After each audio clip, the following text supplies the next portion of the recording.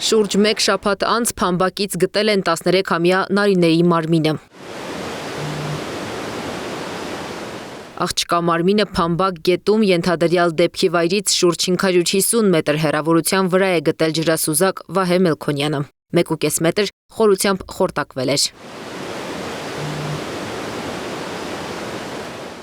Ավելի վաղ հունիսի 17-ին գրեթե նույն հեռավորության վրա գտել էին նաև 7-ամյա քրոջ Նարեի մարմինը։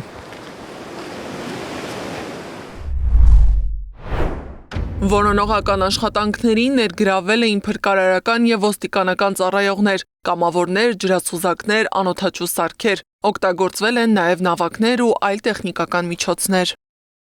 Փամբակ գետն ընկած հարազատ քույրերին ամեն օր մայրն ուղեկցում էր Օրան խնամքի կենտրոն։ Այդ օրն աշխատանքային առաջին օրն էր։ Երեխաները միայնակ են գնացել ու ճանապարհը իբրև կարճացնելու համար որոշել են խողովակի վրայով անցնել։ Ամենաշատ տարածված վարկածն էին պատմում բնակիչները, հարազատները։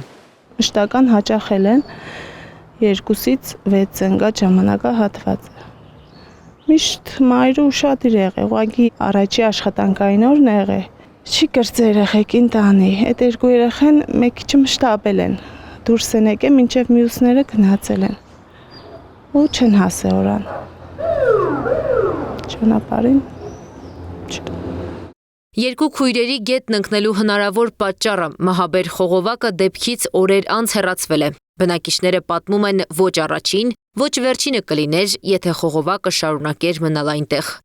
Վրովը գնալ գալուց ես էլ եմ ընկել գետը, ասենք լողալն ենք իմացել, դուրս ենք եկել, ով չի իմացել խեղդվել է, մի մարդ էլ ալավերդիկ տարիներ առաջ։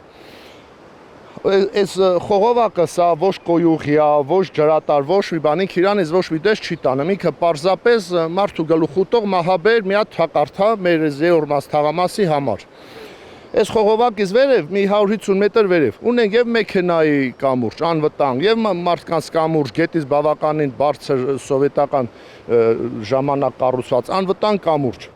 Որոնողական աշխատանքներն ավարտվել են։ Քույրերից փոքրին արդեն հուղարկավորել են Հովտաշենում։ Ժամեր առաջ գտնված 13-ամյա աղջկա մարմինը քրոջ կողքին կհուղարկավորեն։ Անի Աբաղյան, Տարոն Ղանդիլյան, Նոնա Գևորգյան, ABC Media։